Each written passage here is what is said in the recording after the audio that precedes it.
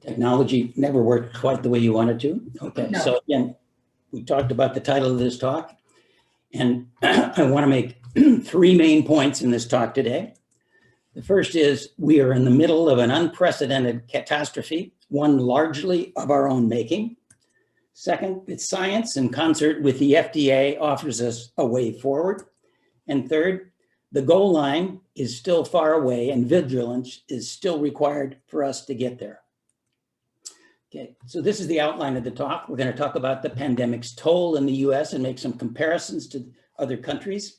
Second, we're going to talk about science, clinical trials, and the FDA.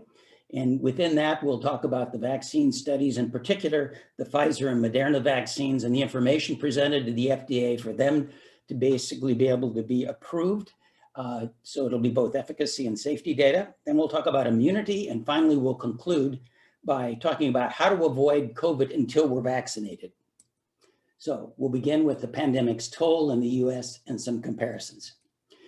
This is a chart that I made as of Sunday, so it's a little bit outdated because the rates are at such a gallop at this point in time that it gets worse by the day, if not the minute.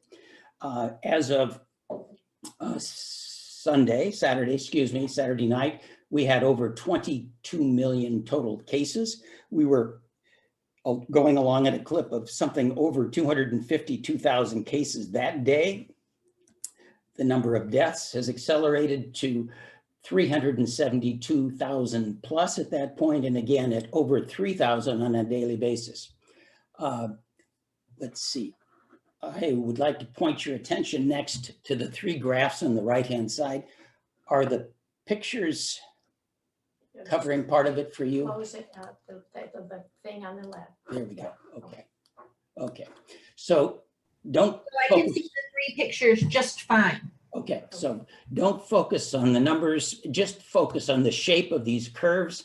And what you see at the top are the newly reported cases by day. In the middle, newly reported cases, deaths by day. And down at the bottom, the number of persons hospitalized with COVID on any given day. And what you see is the three waves that we've been talking about for so long. Unfortunately, the wave that is by far the highest, indicating the most cases in each of these categories, is the one we're in the middle of now.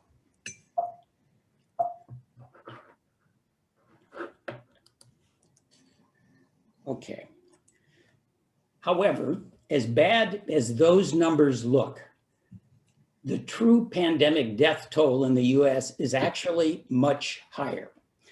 I doubt that most of you have seen a curve or a chart that sort of looks like the one I'm showing you right now, but this chart is designed to tell us about the total number of deaths in the US above what is normal. Now, at the bottom, we have the pandemic period from the middle of March through to December, and the line at the bottom, the y-axis, is percent above normal. Now we know what normal is by season, by day, because the National Center for Health Statistics keeps these figures, and they have them for years and years, and they can tell you with great precision exactly what the number of deaths we expect on any given day or month are. So the bottom baseline, 0, their percent, is what we think of as normal. This area in the yellow is all excess deaths, and those excess deaths are due to COVID, as in people whose death certificate says they died of COVID, and COVID-related deaths, which is a couple of categories. It is people who never got a test, and so they don't know for sure if they have COVID, but they likely had COVID symptoms, and also all the people who died of other things, and like a myocardial infarction or a pulmonary embolus or a stroke, who stayed at home. They didn't go to the hospital and find out that they did or didn't have COVID, but they died because they themselves felt so concerned about appearing in the hospital, which seemed to be a concentration of where COVID was, and that they would get it if they went out and did take that approach. So those are still deaths that technically are due to the pandemic. So if we recalculate, based on the numbers that I showed you in the previous slide of some 376,000 deaths, If you adjust upward for these excess deaths, and the adjustment factor is a 26% excess, then suddenly the number of deaths in the pandemic is 470,000 deaths. Now, as horrific as that number is, we should think, how does that compare to other catastrophes that we've had in the United States? So for comparison, the US deaths in World War II were 405,000. In the Civil War were 620,000. And in the worst cause of mortality that the US has ever experienced numerically, the 1918 flu, we lost 675,000 souls. So we are already in a position where we have lost more individuals to death than the entirety of World War II. And at the current rate, we are on target to basically exceed these other two extraordinary catastrophes that we've experienced in the past.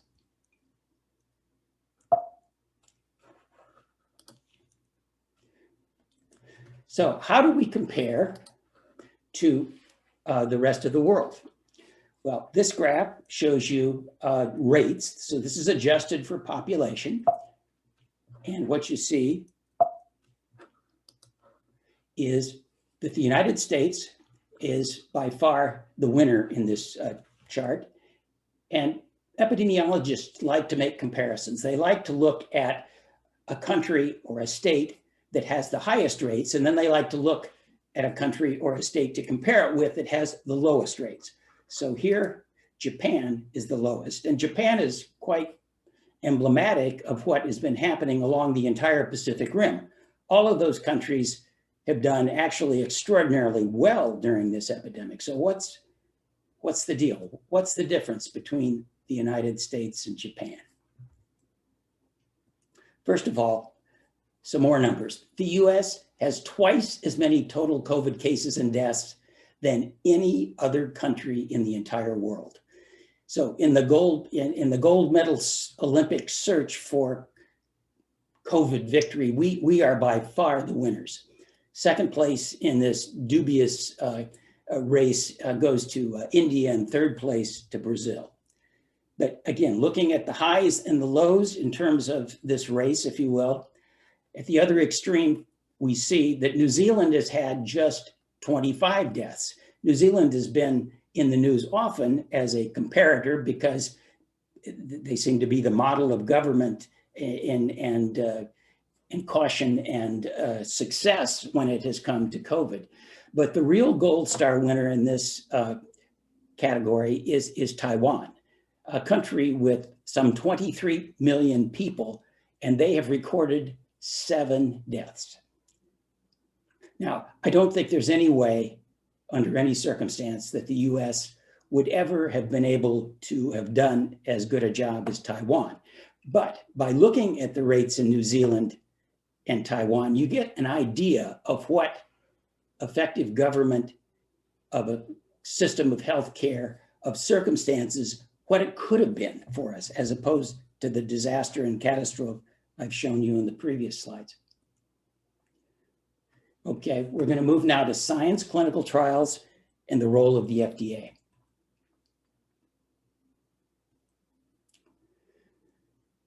So science plays a critical role, and there is a hierarchy of the types of science that are available to us, the kinds of studies, and some are weaker and some are stronger.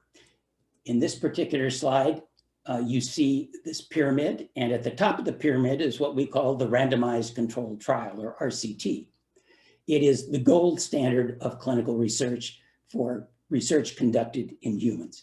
And it is this form of research that is what the FDA relies on singularly for its approval of medical devices, of new drugs, and certainly of vaccines.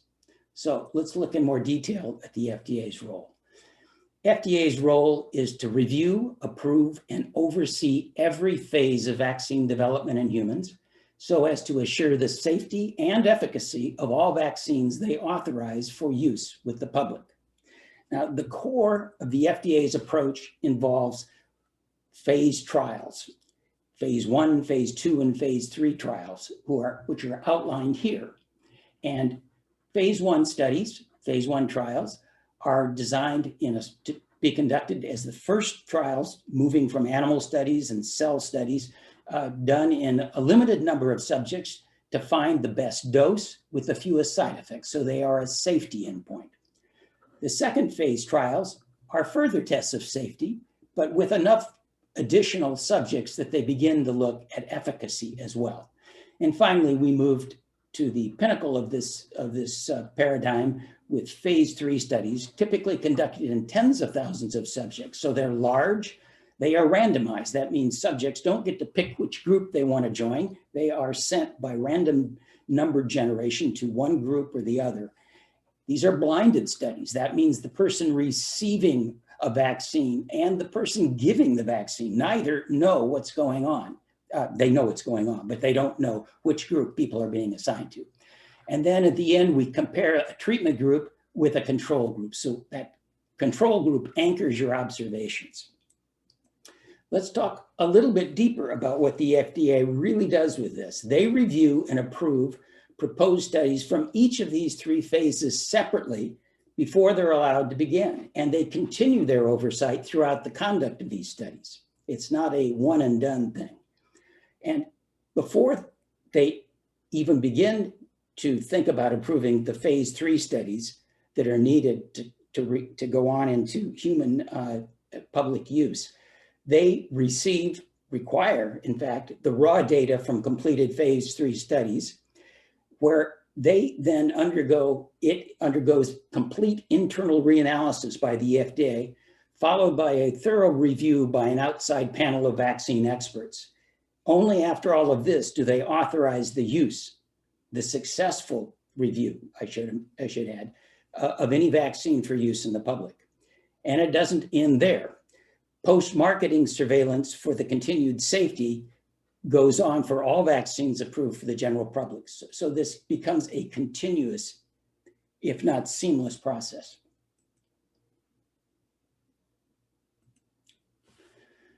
So let's talk a little bit about these phase 3 studies then. Worldwide, there are currently over 200 vaccines in development. Now, the majority of those are still in the Petri dish and animal stage, but 64 are in some stage of human testing, that be phase 1, 2, or 3. The approach that's going on, it's all over the world, and different people have different ideas. So developing many different vaccines using different approaches is a tried and true scientific approach, and this increases the probability of our success. So it's to be applauded and encouraged. To vaccinate the world, we clearly are going to need more than one effective vaccine. We need as many as we can get, to be frank. Some vaccines may protect against infection, what we would call sterilizing immunity. Others may only protect against getting the symptoms or a severe case of the disease. Either of these sort of things will be useful for us. This is a shot taken from the New York Times. They have this page called the Coronavirus Vaccine Tracker. It's chock full of really useful information if you're of a mind to take a look at it. And they update it daily, and you can see the complete history of a vaccine, where it's been, where it's going, and where it certainly is right now. We're going to focus only on phase 3 studies, and I want to give you a one-slide summary of those 20 phase 3 studies now. So these are the 20 SARS-CoV-2 vaccines in phase 3 trials, and I want to emphasize that they are using 4 fundamentally different technologies to try to develop a vaccine that works in COVID. So there are some 5 vaccines that have been developed using genetic techniques, and this is brand new. There are some 4 testing viral vector vaccines. This is a relatively new, but still not brand new approach. Protein-based vaccines are being tried by 5 different companies. And this is also a relatively common technology. Now, the most common technology, though, is the inactivated coronavirus vaccine. There are 6 approaches, companies testing this approach. This is what we would be most familiar with from, for example, the annual influenza shot that we get, where they basically take the virus, grow it up, kill it, put it in together with something that fires up your immune system and inject it in your arm. So it's not taking a subpart of the virus, it's just taking the whole thing and using it. Now, the companies and vaccines that are highlighted in yellow are ones that the United States government has pre-ordered a minimum of 100 million vaccine doses from. And the 2, there's one missing, and that's Sanofi, GlaxoSmithKline. They had a stumble, and they are still back in phase 2. The 2 that I've circled here, the genetic vaccines, the mRNA vaccines by Pfizer and Moderna, are the only 2 thus far approved under the emergency use authorization by the FDA for use in this country. So how does the mRNA, the messenger RNA vaccine work? Well, this is a schematic picture of the virus itself. And you see that there are 4 what we call structural proteins scattered around at one point or another in the virus. The important one for our purposes today is the spike protein shown here, because it's the one that sticks out the most. And it is the one that's responsible for connecting with, coupling with, if you will, the receptors on the surface of the cells in our respiratory tract. This is the connection that's made for the virus to enter our body.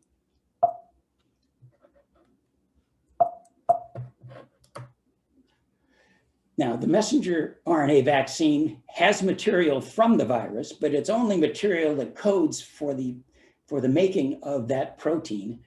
And it gives our cells then in the vaccine instructions on how to make that harmless protein, the spike protein, that is unique to that virus, so that our immune system will be targeted on making just that particular virus, not another virus. Then our bodies recognize that protein as foreign, and they start building T lymphocytes and B lymphocytes that will remember how to fight that COVID-19 virus in the future should we encounter it. So because this is a genetic vaccine, if you will, there are concerns about mRNA vaccines, and that's a reasonable concern to have. First of all, do mRNA vaccines alter the DNA genome of the person vaccinated? This is not possible, simply because the messenger RNA never enters the nucleus of the cell where the DNA is located. It stays in the outer part called the cytoplasm. Also, people are concerned about whether the RNA hangs around. Well, after being transcribed a single time, this mRNA is quickly degraded, so it remains in your body only a couple of days. This is a process that goes on in our body, that we make our own messenger RNAs all the time, millions every day. And those also only last a couple of days. Can mRNA vaccines actually cause COVID in its recipients? Absolutely not. This is not a risk because there's no whole virus involved. It's just the coding instructions for a single, totally non-infectious spike protein. So not a problem. Next, we're going to go directly to the details about the Pfizer and the Moderna vaccines.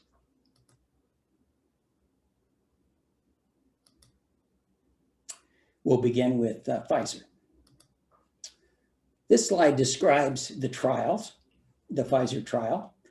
The population for this trial was over 43,000 adults, 16 years of age and above. They came from 4 countries, our country, the US, Argentina, Brazil, and South Africa. Persons had to be healthy to get into the study, or if they had chronic medical conditions, those conditions had to be stable. The design of the study was, as I described earlier, this randomized, observer-blind, placebo-controlled clinical trial, and they used a 1-to-1 randomization scheme. That means 50% of the people got the vaccine, the other 50% got the placebo. The vaccine was the BioNTech vaccine. They were the developer of the vaccine. Pfizer was the maker and the distributor of it. Or the other half of the subjects got the placebo. In this case, it was a saline injection, the normal kind of dilute salt solution that circulates in our bloodstream regularly. They were given these vaccine and placebo shots as intramuscular injections. The scheme for Pfizer was that you got the injection, your first injection on day 1 and your second on day 22. Normally, trials have fixed time periods in which they are conducted. In this case, they needed a certain number of cases before they would end this trial. So it was not a fixed time point. So the trial was to continue until they confirmed 164 or more COVID cases. In the end, they got 170 cases. This trial started on the 27th of July and closed on the 14th of November. So it was less than 4 months. This was 2 or 3 times faster than the Pfizer expected, but it was to our benefit because we got the result fast. And frankly, the real reason this happened was simply that our COVID pandemic was in such full swing that the cases accrued in a much shorter time frame than was expected. So there are 2 fundamental goals, primary goals for this trial. The primary thing for efficacy was to reduce the number of COVID cases in the vaccine group when compared to the placebo.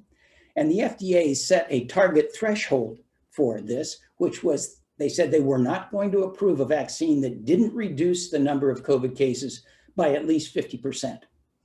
The second goal was to show that the vaccine was safe. Okay, this slide will describe the participants and the implementation of the trial. I'm not going to go through the gender, race, ethnicity. You can see those on the screen, but just to know, 58% of the subjects were in the 16 to 55 age group, 20% more in the 56 to 64 age group, and then 21% were in the Medicare age group, 65 and older.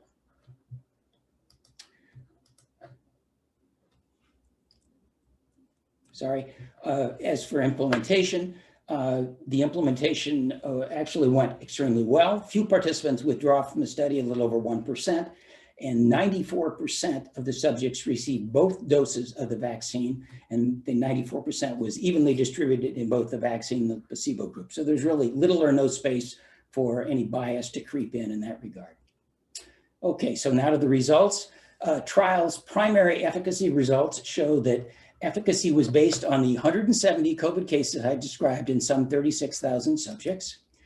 The cases, those 170 cases were distributed as 8 in the vaccine group and 162 in the placebo group. And that calculates as a vaccine efficacy of 95%. When subgroups were analyzed, they showed that similar efficacy was seen across age groups, gender, race, and ethnic groups, and in persons who had different comorbidities like diabetes or high blood pressure or obesity, and similarly across the 4 countries that participated. There were also some secondary efficacy results that the Pfizer vaccine trial group was interested in. So there was also suggested benefit of the vaccine in a reduction of COVID-19 after the first dose. So between the first dose given on day 1 and the second dose given on day 22, you had the opportunity to observe how many cases occurred among people who at that point in time had only received the first dose. So it's sort of like a simulation of if you'd only made this a trial of 1 dose, what would it have looked like? It's not a true characterization of that, but it's an attempt to simulate that. So in this case, those 121 cases were distributed as 39 in the vaccine group versus 82 in the placebo group. So that efficacy was not the 95% we saw overall, but it was 52%. If the vaccine 2 doses had actually only achieved this, it would have likely been approved by the FDA. So this is good, but it is not nearly as good as what your protection would look like if you get both doses of the vaccine. Also, there's an interest in seeing whether there was a reduction in severe COVID-19 cases. Now, unfortunately for this trial, or fortunately for the population, but unfortunately for the trial, there were only 10 cases of severe COVID-19. This is hospitalization required COVID with serious pulmonary disease. These severe cases, these 10 cases, however, were distributed as only a single one in the vaccine group versus 9 in the placebo group. So that efficacy is also impressive. It's 89%. This is what we call a cumulative incidence curve. This is simply plotting the increasing numbers of cases by the two different treatment groups that we have in the trial. So in the red, you see the placebo group with cases going up continually over time, and in green, the vaccine group.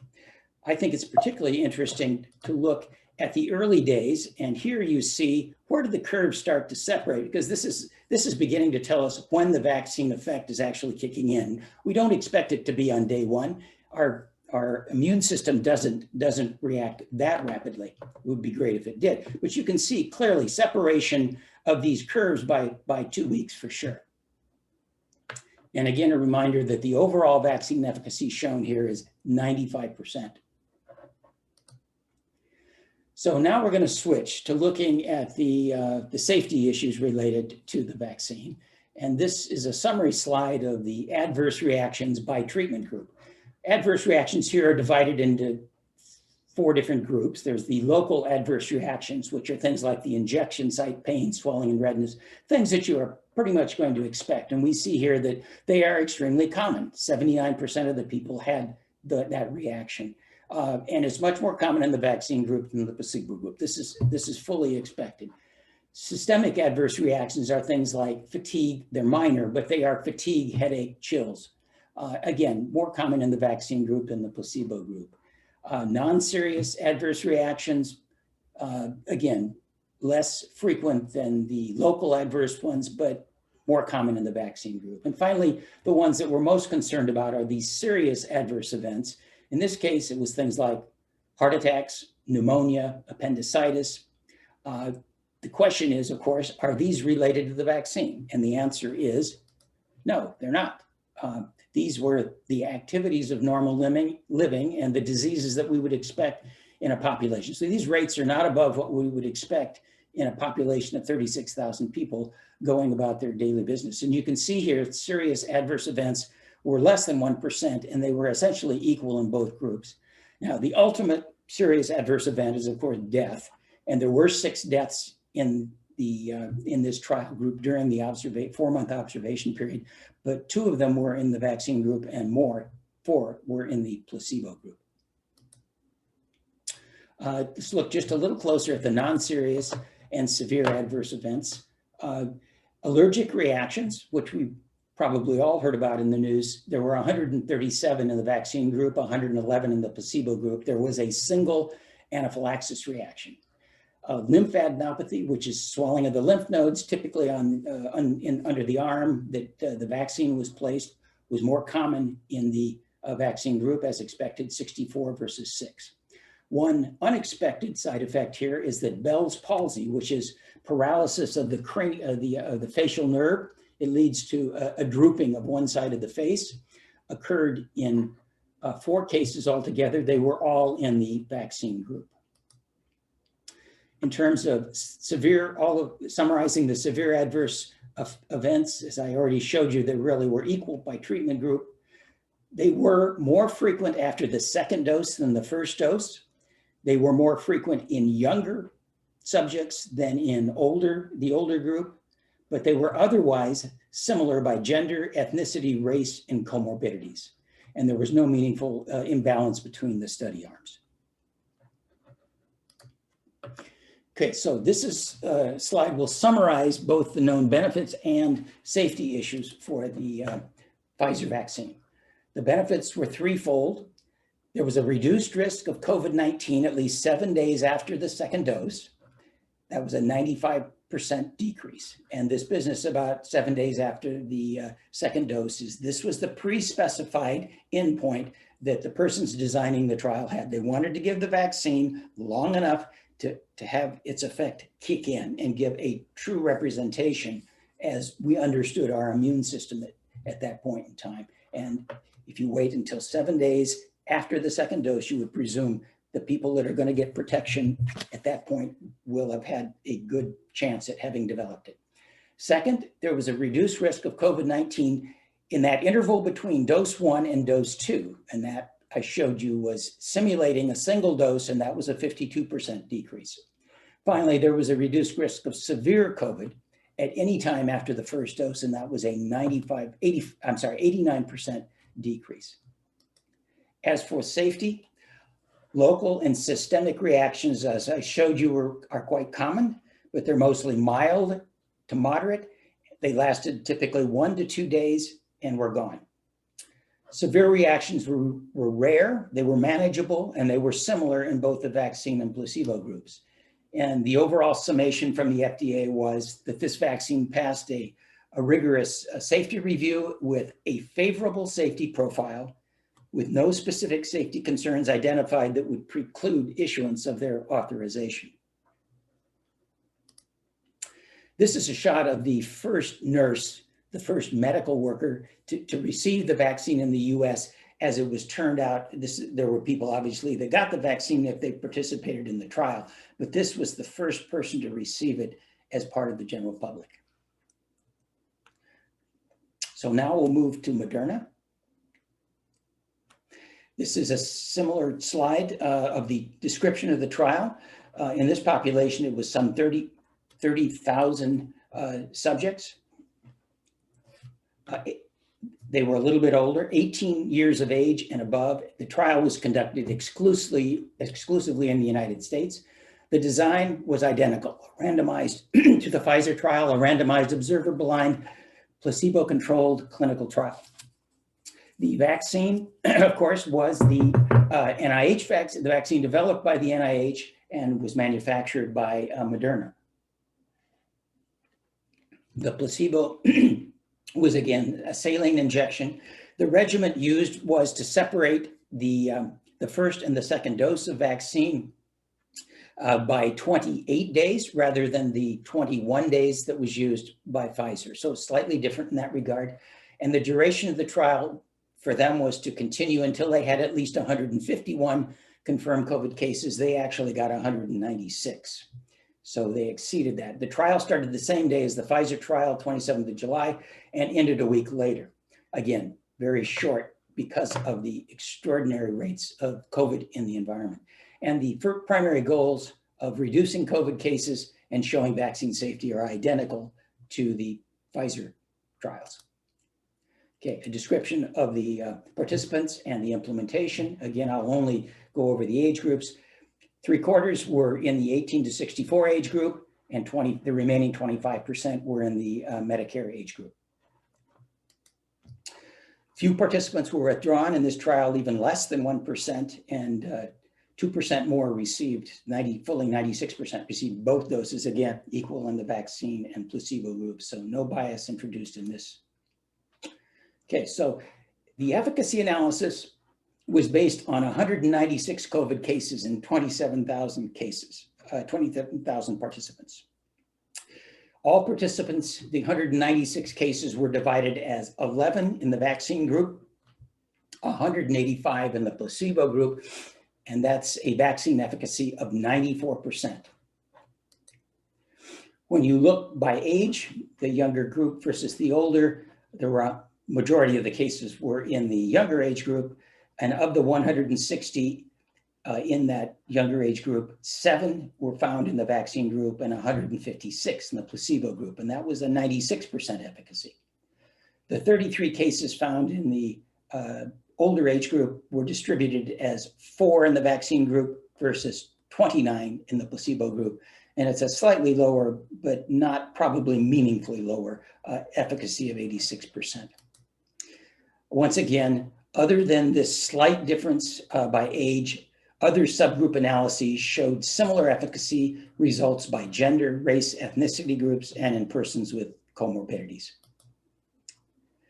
There were secondary efficacy results available and were included in the protocol as events that and analyses that the investigators intended to look at for this trial. The first was to look at severe COVID occurring 14 days or more after the second dose. This trial had more severe COVID cases, a total of 30, and they were distributed rather remarkably as 0 in the vaccine group and all 30 of them in the placebo group. So that was an efficacy that each of you can calculate on your own without the need of a calculator or even the back of your envelope. They also looked at COVID cases anytime after the first dose. And there were 266 of those. They were distributed as 11 in the vaccine group and 255 in the placebo group, also a very high vaccine efficacy of 96%. This is a similar cumulative incidence curve as I showed you for Pfizer, and you see here again, the placebo in blue, the vaccine in red. And again, to look at the beginning here, you see the beginning of the separation of the curves on about 14 or 15 days. And a reminder that the overall vaccine efficacy was 94%. Now, flipping the coin to look at the safety side for the Moderna vaccine, the results remarkably similar to the Pfizer. We've divided this again into the groups of adverse reactions, and you see here it's by treatment group, so the vaccine and placebo are shown. So the local adverse reactions, 92% in the vaccine versus 29% placebo, definitely higher than in the vaccine group. Systemic adverse reactions, 83% versus 53%. Non-serious events, 22 versus 19, very similar. And in the serious adverse category, the ones we want to pay the most attention to, these here including pneumonia, pulmonary emboli, and myocardial infarction, they were essentially identical, both for all the totality of the serious adverse events, as well as the most serious deaths occurring in 6 of the vaccinated group and 7 of the placebo group. So no difference here. And the other summary of the other vaccine adverse reactions, the non-serious ones, hypersensitivity reactions occurred in 233 of the vaccine group, 166 of the placebo group. There were no anaphylactic reactions or super hypersensitivity reactions in this group. Lymphadenopathy occurred in 173 of the vaccine group and in 95 of the placebo group. And Bell's palsy again made an appearance in the Moderna trial, this time slightly different distribution, 4 total cases, 3 in the vaccine group and 1 in the placebo group. And finally, the severe adverse events summary is virtually identical to that of the Pfizer. There were more frequent severe adverse events after the second dose than the first. These events were more frequent in the younger than the older. They were otherwise similar by gender, ethnicity, race, and comorbidity, and there were really no differences between the study arms. So the overall summary then of both benefits and safety in the Moderna vaccine is as follows. The benefits were a reduced risk of COVID-19 more than 14 days after the second dose. That was a 94% decrease that you saw in the cumulative incidence curves. There was a reduced risk of severe COVID-19 occurring more than 14 days after the second dose, and that was a flat out 100% perfect record of 100% decrease. And there was a reduced risk of the COVID-19 anytime after the first dose. That was a 95% decrease. On the safety side of the equation, again, this is essentially identical statements as for Pfizer. The local and systemic reactions were common, mostly mild to moderate, of 1 to 2 days in duration. The severe reactions, rare, manageable, and similar across placebo and treatment groups. And overall, the vaccine passed a rigorous safety review by the FDA with an acceptable safety profile that was consistent with other widely used viral vaccines, including the Pfizer vaccine. So I think I can't say this loud enough or clearly enough, but these trials represent an unprecedented and stunning scientific achievement.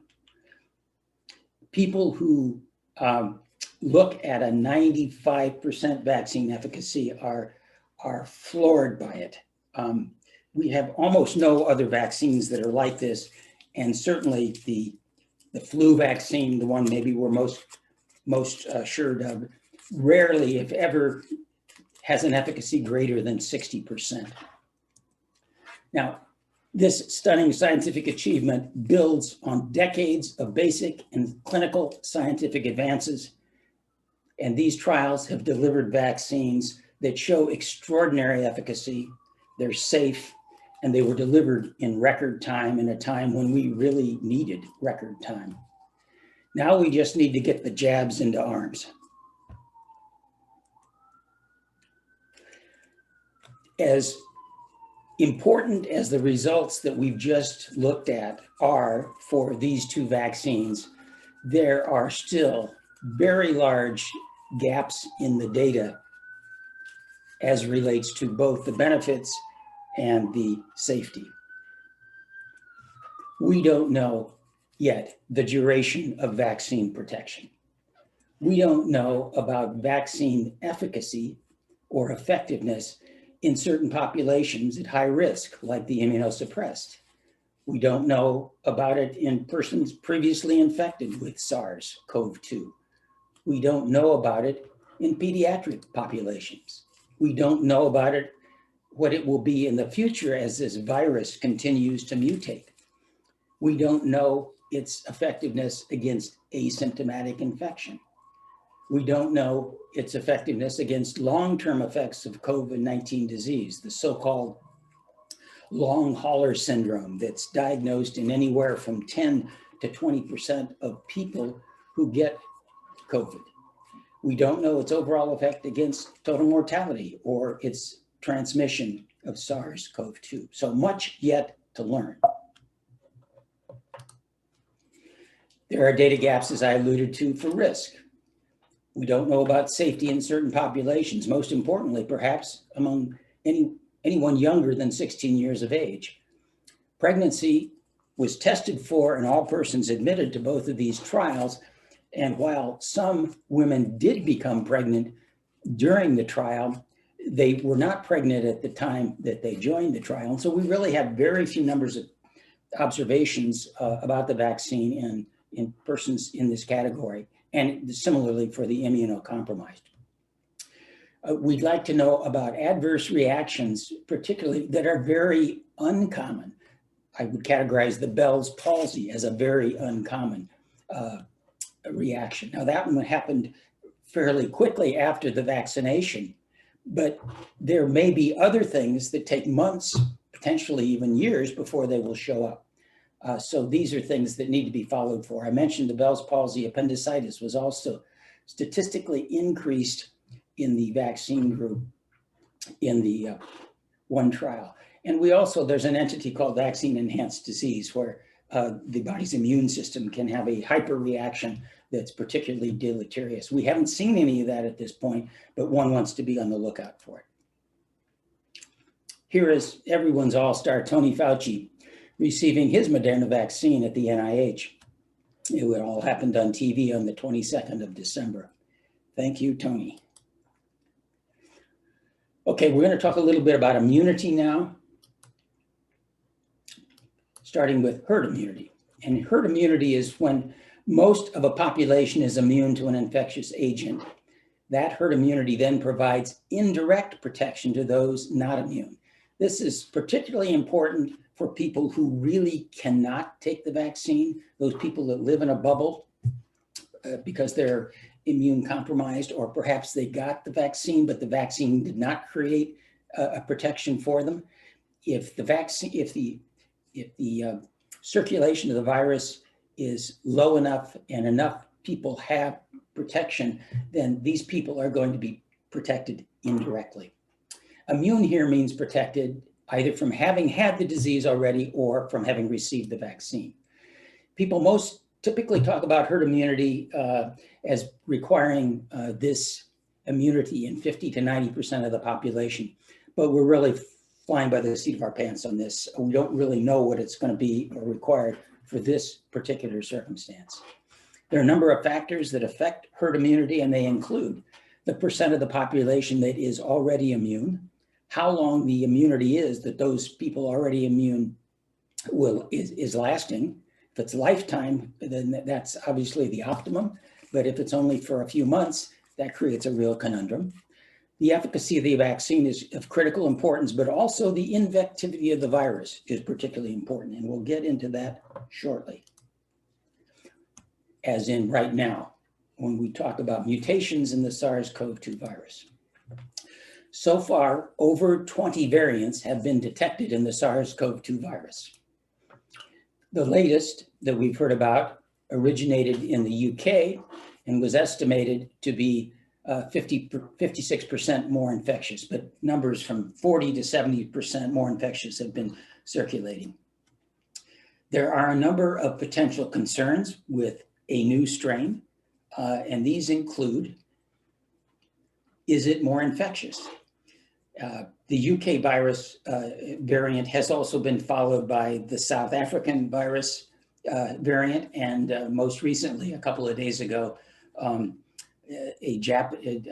guess they're calling it the Brazilian variant, but it showed up in persons who had just flown in from Brazil to Japan. So take your pick as to which country you want to call it. Is it more infectious? Almost certainly the answer to that is yes. Does it cause more serious or lethal disease? The answer to that is we don't know yet, but we have some forces in our favor that mitigate against mutations becoming more serious. It's very common and expected that the virus will mutate to become more infectious. And that is, if we go back and think about the fact that this RNA virus and all RNA viruses are unable to live themselves and survive in the environment without being part of a host. And that host has to be a human or an animal. And that's the only way that they divide and multiply and continue to exist. And natural selection requires that they become more infectious, or the forces of natural selection, the forces, if you will, of Mother Nature will point them in the direction of becoming more infectious. But on the other hand, that same force of Mother Nature would mitigate against them trying to kill off the very people that are their source of existence. So it's unclear until we get more data at this point, but the likelihood is that other mutations that occur, including these, are likely to continue to increase the infectivity. They're less likely to increase lethality or seriousness. Will the current vaccines and antibody therapies work against it? That remains to be seen. The virus itself, if you think about it, is a couple of pieces of puzzle you're trying to put together. Shape is of utmost importance in this. You take one puzzle piece that is the virus, and you take another puzzle piece, which is the receptor on our respiratory tract cells. And it's only when those two puzzle pieces fit together that this works. Now, similarly, the vaccine and the antibodies that are produced from that vaccine, they are like that puzzle that sits in our respiratory tract system. They want to attack the virus and clog it up, essentially tie it up so that it can't connect with the respiratory, the receptors on our respiratory tract. And it takes quite a change in the conformation of the protein on the surface of the virus to not still be attracted to the antibodies produced by the vaccine. It is possible to occur, and it could loosen it some and make it slightly less effective. But at this point, we don't have any good evidence that that has happened. Will the new strain make it harder to achieve herd immunity? Absolutely. So definitely the new strains are more infectious, and definitely this will make it harder for us to achieve herd immunity. It will require a larger number of persons being vaccinated before we're going to get to herd immunity. So this slide is designed to specifically look at some information, the daily new coronavirus rates of infection in a comparison of Britain versus nearby European countries. And you can see this was first identified back in September in the UK, but it didn't really take off for a while. But as you can see, as it gained a foothold, it has gone sort of bonkers, if you will, in Britain. A similar sort of situation, though earlier in its evolution, is occurring in South Africa. So if you compare what's happening in South Africa here in the blue line to what is happening to nearby Africa, you get an idea that this can have an extraordinary difference in terms of the number of infections that are occurring. Now, the UK variant, as I said, first found in September, is now 90% or more of COVID in the UK. It has a total of 17 mutations, including 8 that are on that all-important spike protein. Now, normally, what happens when viruses mutate is that they mutate one mutation at a time. So this is extraordinary. 17 mutations occurring in one variant, happening all at one time. So it is a worrisome thing that needs to be looked at for sure and followed. This, if you've read about the Danish mink that had COVID, this is very similar, has some very similar features to the Danish mink. And the fact that it can spread like crazy is evidenced by the fact that there are over 50 countries now that have reported this virus. Now, the South African variant is a little bit different. It was found in October. It has spread rampantly in South Africa and is now over 90% of the COVID there. It only has 3 mutations, but they all happen to be in the spike, and it has similar ones to the UK variant in terms of what's in the spike. So it merits careful watching. Okay, there's some other questions about immunity to SARS-CoV-2 that we could address, and so let's just take those on. First of all, how does immunity from natural infection compare with vaccine immunity? This is not well worked out as yet, but the preliminary data from the Moderna trial suggests that vaccine immunity may be stronger than natural infection immunity. How long does SARS-CoV-2 immunity last? Again, that's yet to be determined, but the Moderna phase 1 trial results show continued strong immunity up to 4 months after the initial vaccination, and follow-up of early COVID cases, the earliest COVID cases, suggests that immunity from natural infection is still evident up to 8 months post-infection.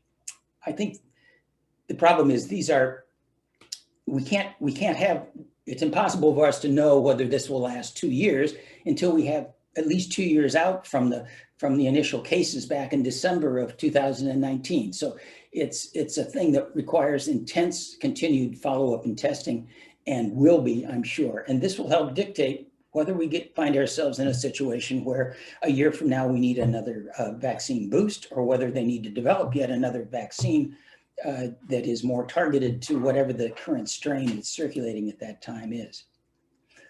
Finally, let's conclude by talking about how we can avoid COVID until we are vaccinated.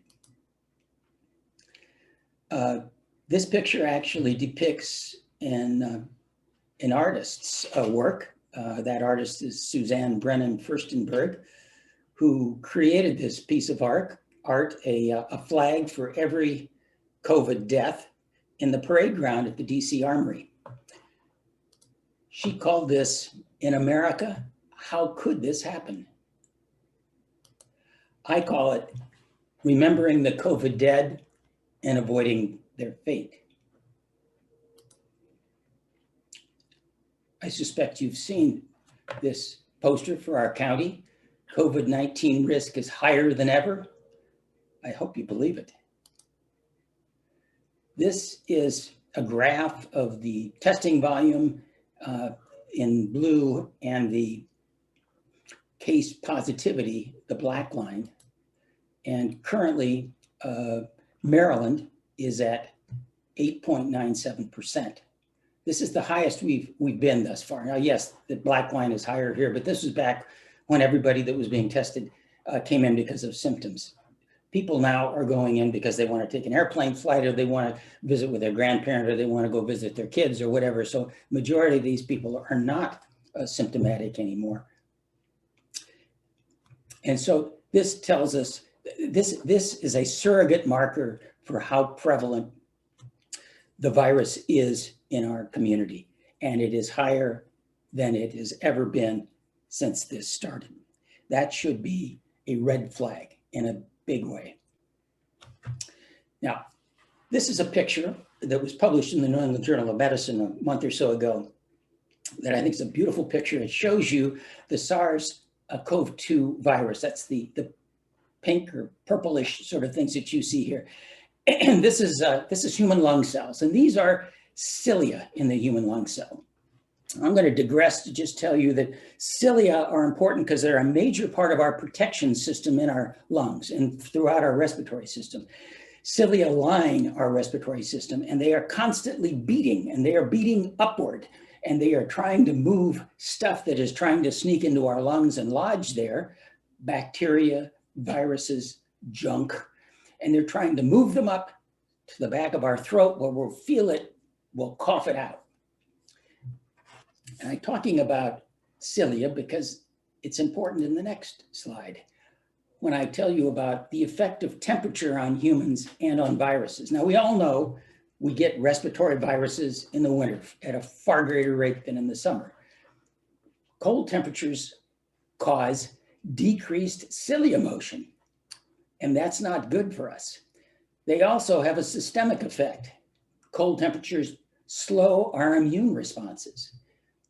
And these are two deleterious effects for us, but cold temperature has a beneficial effect on virus in the sense that it increases their adhesion to our human cells if they attack us. So score 1 for the virus and score 2 against us on that count. This other little bit of data came out in terms of testing the surface longevity of the COVID virus that looked at it by humidity and temperature. And if you look at the far right-hand side here, the 2.8 figure, that's the duration in hours of the COVID's existence in an environment where the temperature is high and hot, humid and hot.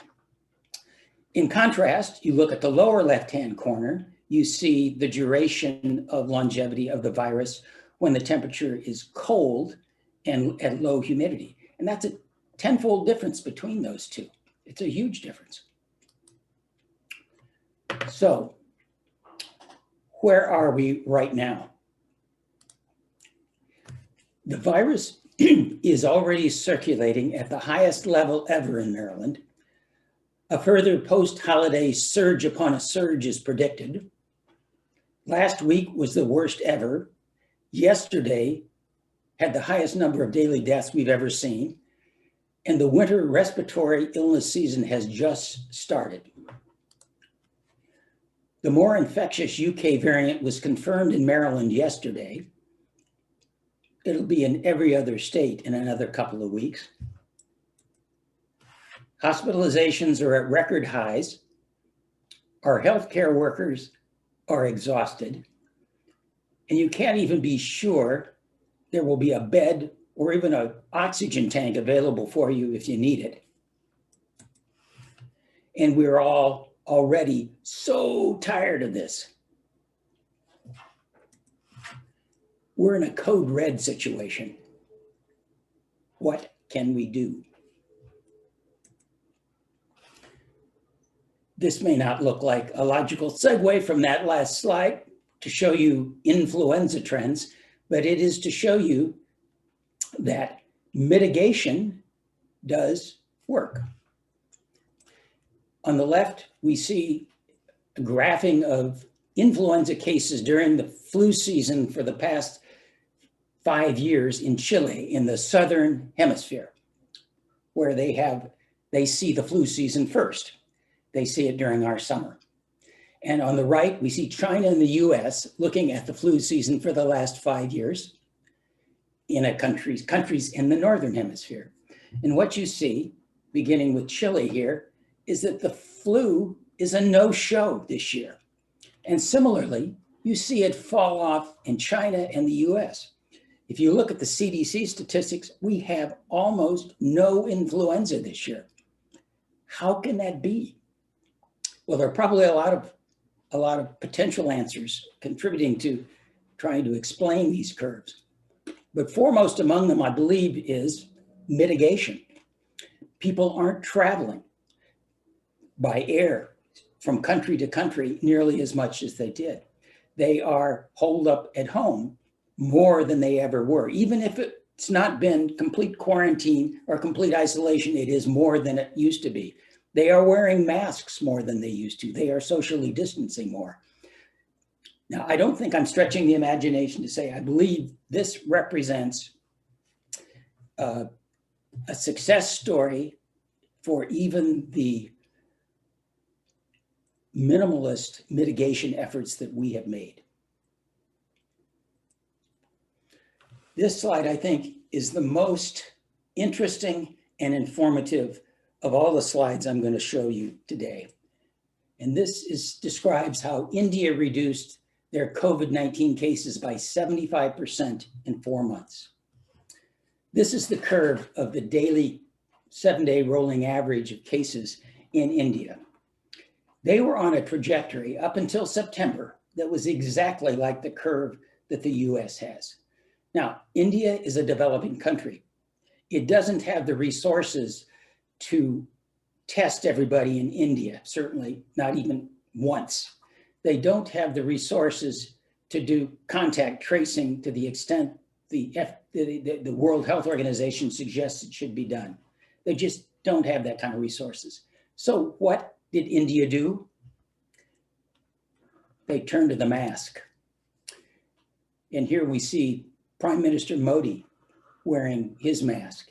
And here we see murals along walls in India and with people depicting people wearing masks and people passing by wearing masks. How did India do it? They encouraged universal acceptance of masks with unified messaging. Let me read that again. They encouraged universal acceptance of masks with unified messaging. Something that is essentially the opposite of what we have done here. They also sent out automated phone messages, not one or two. They sent out billions and billions of automated phone messages. And they fined the daylights out of people who violated the mask violations, violated the mask ordinances.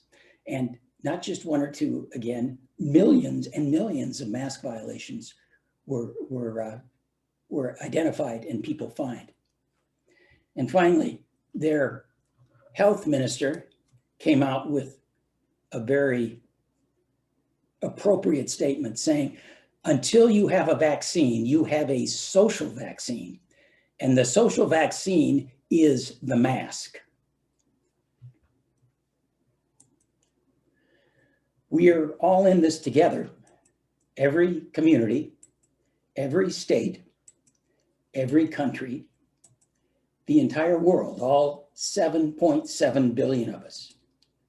But we will not be done with this virus until all of us are done with it. So remember, mitigation works. Each of us needs to follow the 3 W's, as in wear a mask, watch your distance, wash your hands. Or if you prefer, you can try the WHO's version of proscription to avoid the 3 C's, crowded places, close contact settings, confined and enclosed spaces. Or you can try CDC's combination of prescription and proscription.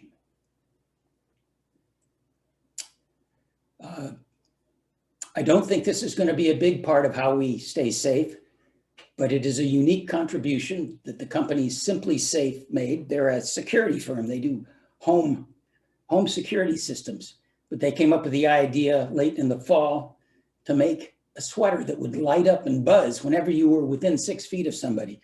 They only made a limited number of these and they sold out within an hour and they're no longer available. But if you get one, if you find yourself with access to one, I'd go for it.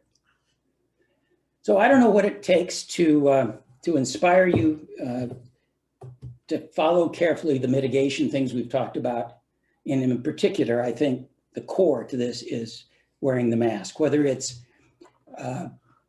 wanting to see your grandchildren or your children, or whether you respond better to a bit of humor, or whether you want your slogans to come from a can of beer, as is found here. This Saints Row Brewing Company is about 2 miles down the road from us here at Ingleside. And it's a brewery that our oldest son frequents often. And they, in honor of Governor Hogan's famous wear the damn mask statement, they've created a beer that's supposed to come out this month. I'd say if you can get a can of it, go for it. But there are additional common sense prevention measures to consider for these particularly high risk times, which will eventually be over, but they aren't over yet. Ask yourself this: do you really need to risk leaving the confines of your home to see your kids or grandkids in person now? To see a healthcare professional in person now? Go to the grocery in person now?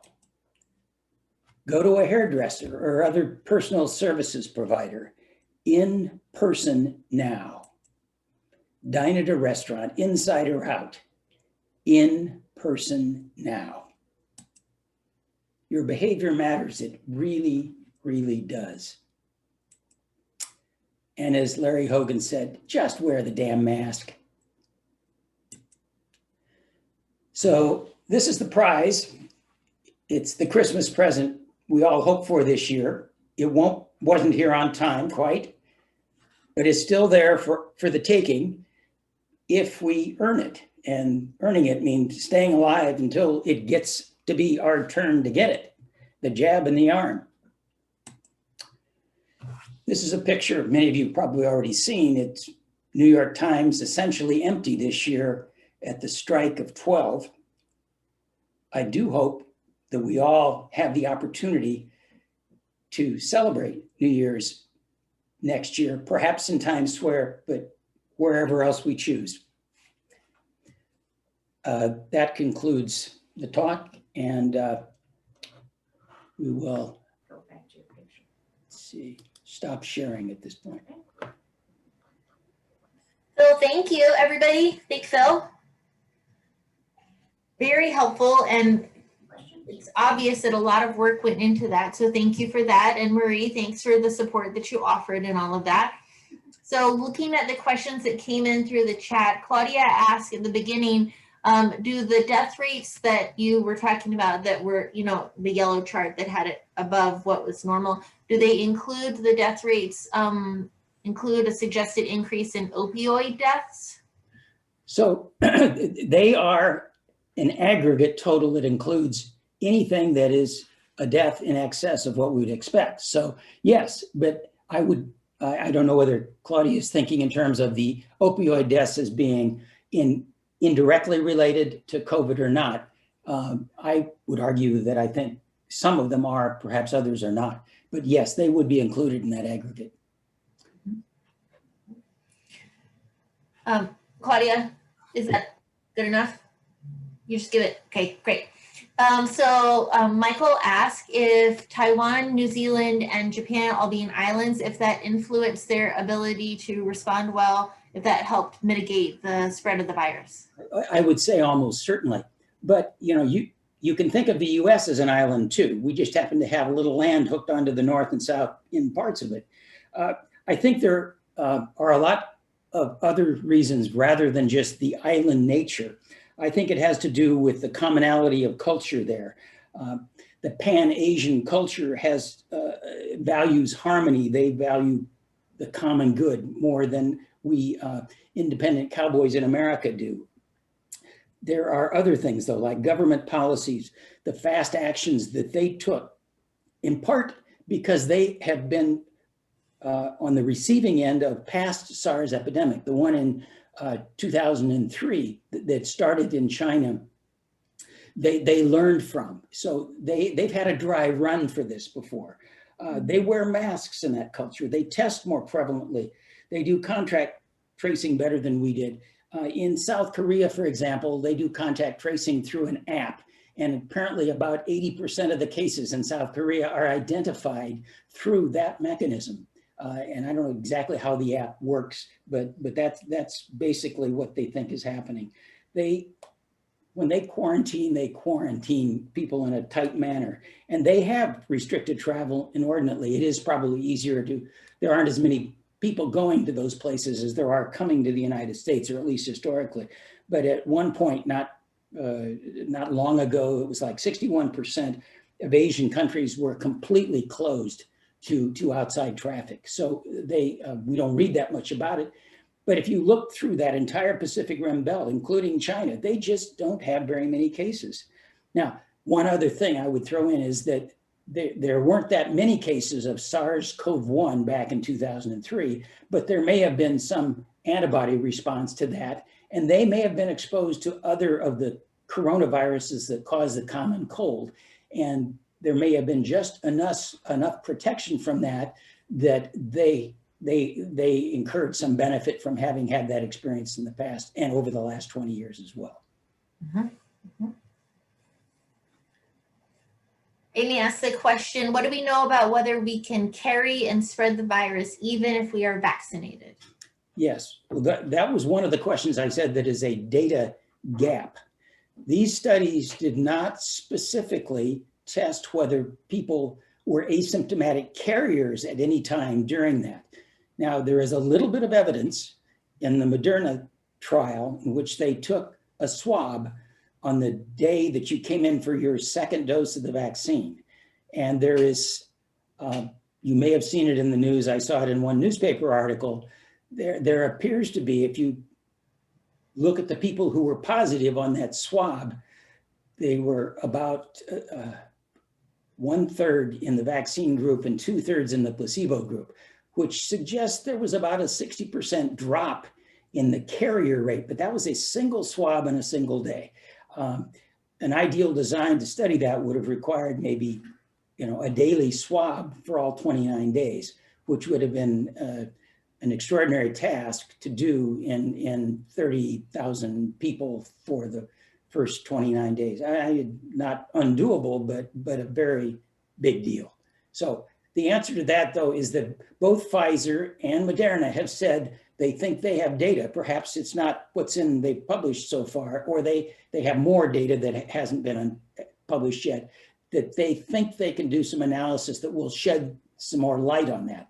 So we may learn more just from better and more thorough analysis of the existing trials, but it may also take other studies created de novo to actually answer that question.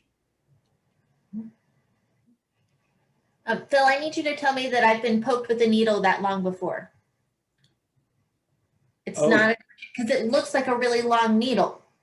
You have been, I'm sure. Thank you. That's all I needed. Does herd immunity, this comes from your family by marriage, not by blood.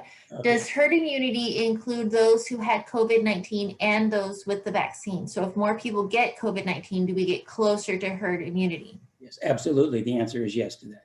It doesn't make any difference how you get to immunity. It can be from the vaccine, or it can be from having gotten the infection asymptomatically or symptomatically. Although there's some information that suggests if you had an asymptomatic case, that meant you got exposed to less of it. And that may mean that your level of protection or the duration of that protection may be less. So that's one advantage to the vaccines. They are a standardized dose that's been tested ahead of time, and they know what the response to all the different types of antibodies and cellular responses in our immune system are to that.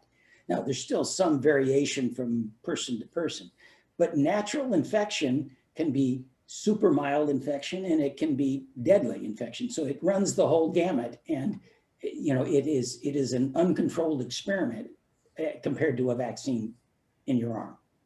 So then I think the next answer to the question is, if I've had COVID, do I need to get a vaccine? And the answer is yes. The answer is yes, but you don't need to be at the front of the line. You should be at the back of the line. But yes, plan to get a vaccine. Mhm.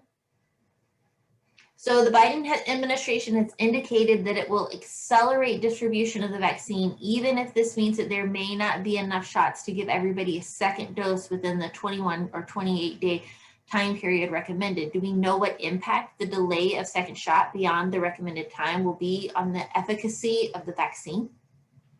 So we don't know with any great precision about that, but that was one of the reasons I was trying to show the information about the sort of the simulation within the study of what one shot did.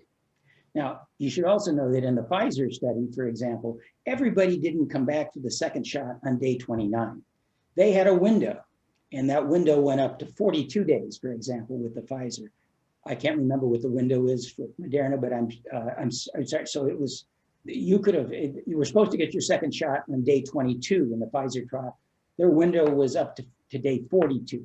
So all we know with absolute certainty is exactly what the circumstances that were used in the trial.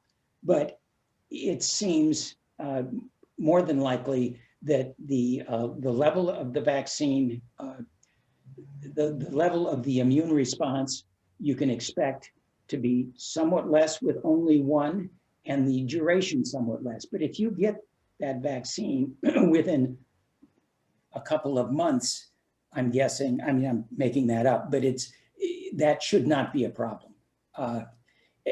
The benefit of getting one shot earlier than you would have gotten would exceed any loss of value from having to wait for the second dose in precise regulation with what the trial prescribed. Phil, do you know anything about this new treatment, ivermectin? I'm just going to say no. Okay. Mm-hmm. This is one of the, I'm just not sure. Yeah.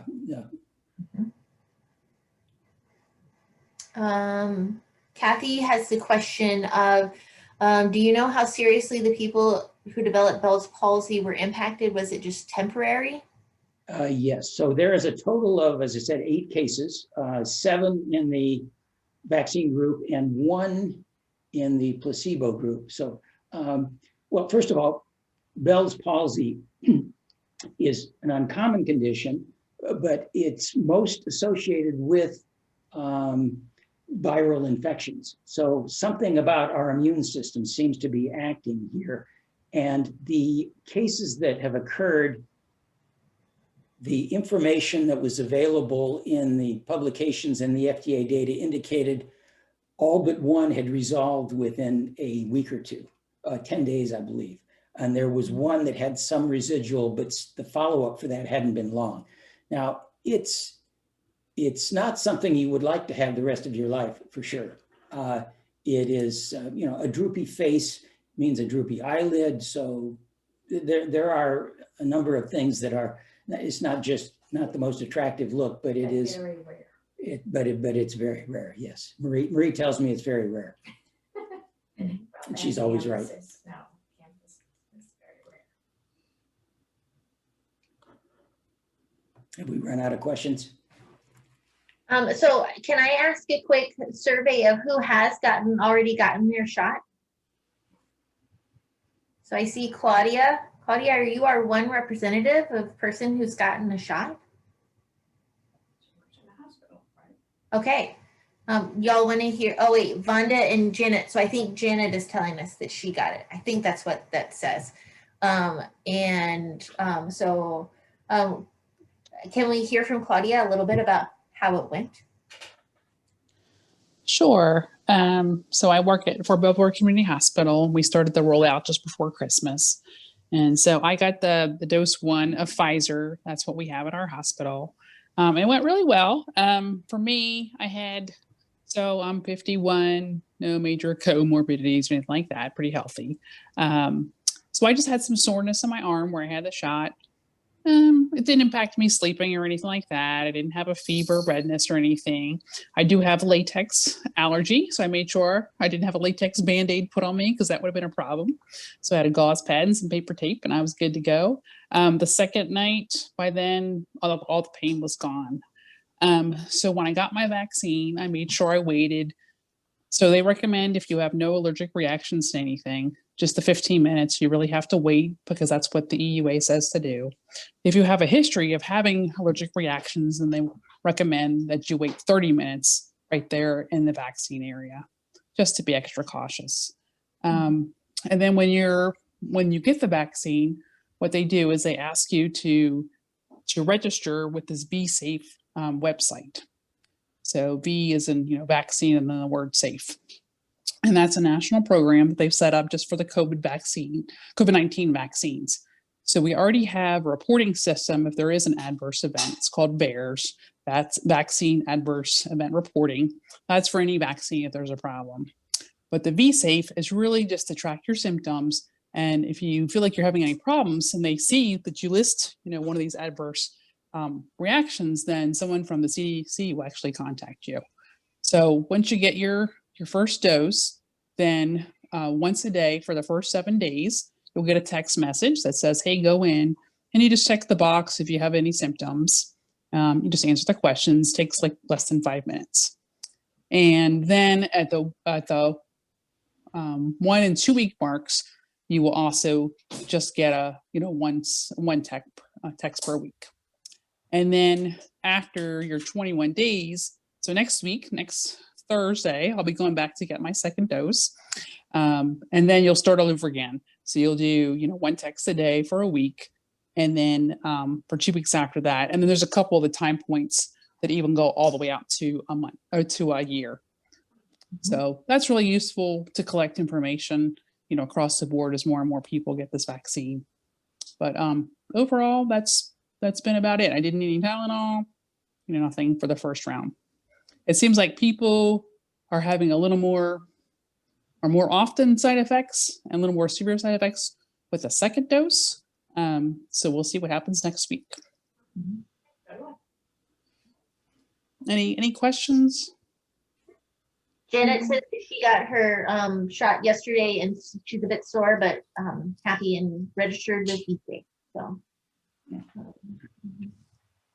And just one more thing too. So when you do that, the CDC has a vaccine card that you get that's specific for COVID-19.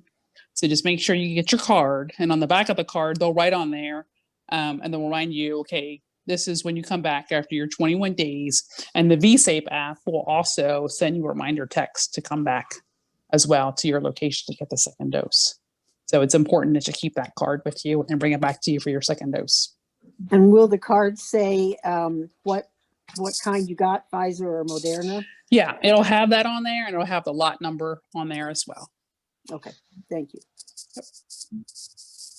And you can't mix and match. So you got to get Pfizer, then you get both doses. Or you go with Moderna, you get both doses.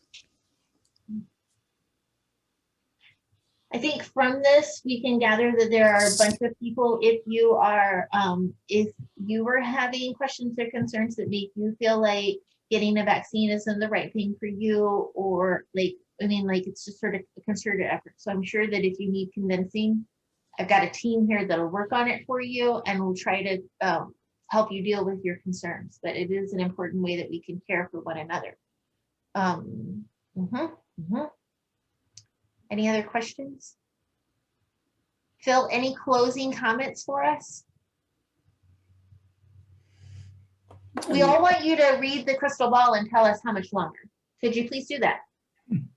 Crystal ball, huh? Well, we hope the new administration is just going to keep jabbing the go button with the vaccine purveyors, and that the rollout has to get better. I mean, and I think it will, because, it's just this learning curve. And with federal direction, again, with the example of what India has been able to do with just constant and the same messaging from the top to the bottom, that hopefully, I mean, it's important that we get the people who have vaccine hesitancy on board as well, though, because as I said, the number of people that have that hesitancy now is such that it would look that herd immunity is not going to be possible to reach unless we find a way to break through to encouraging those people and making them feel safe about it. So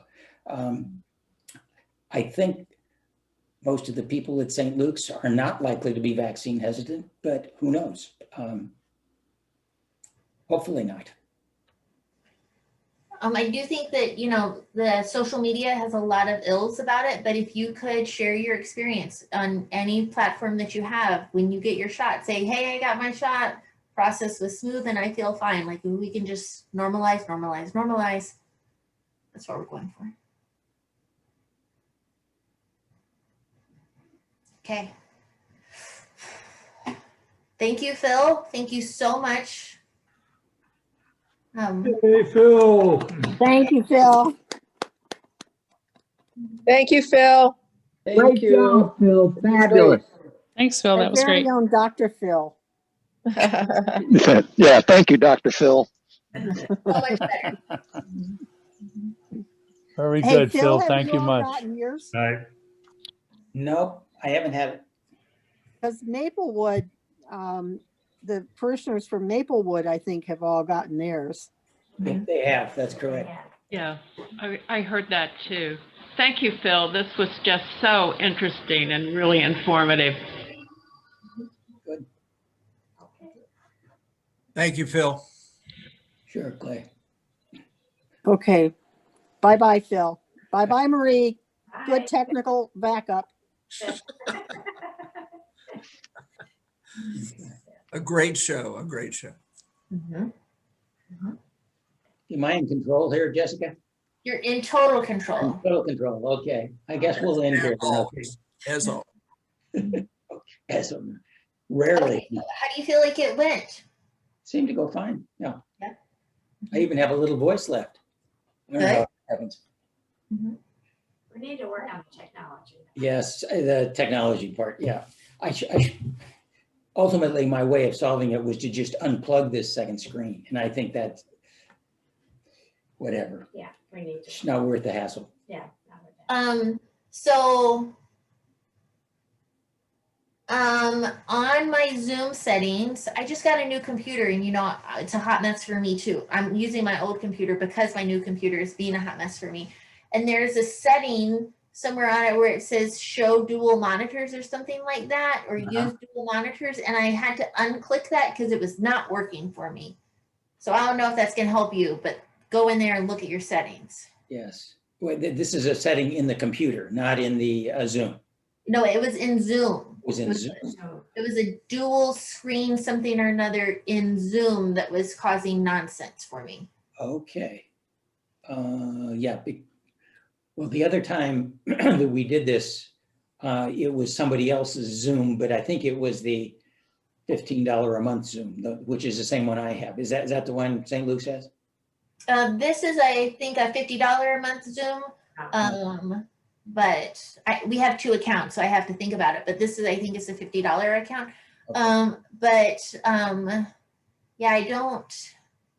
Also, Zoom changes its methods so regularly that once you and I figure out what to do, then they're like, "Hey, we're gonna change the rules." So Yeah, whenever they come out with a new version, and it, you know, I've taken it, but I have no idea what that does. I don't use it. You use it often enough that you probably would recognize the differences, but I don't use it that often. So I think the teachers who use it or people who use it every day, all day, notice it. But like even me, I'm like, oh no, there's something wrong, but I can't quite figure exactly what's different. So anyway, it all got figured out and it went really well. So thank you so much. okay, thank you. okay, thank you. Good And night. Good night. over and out. Over and out.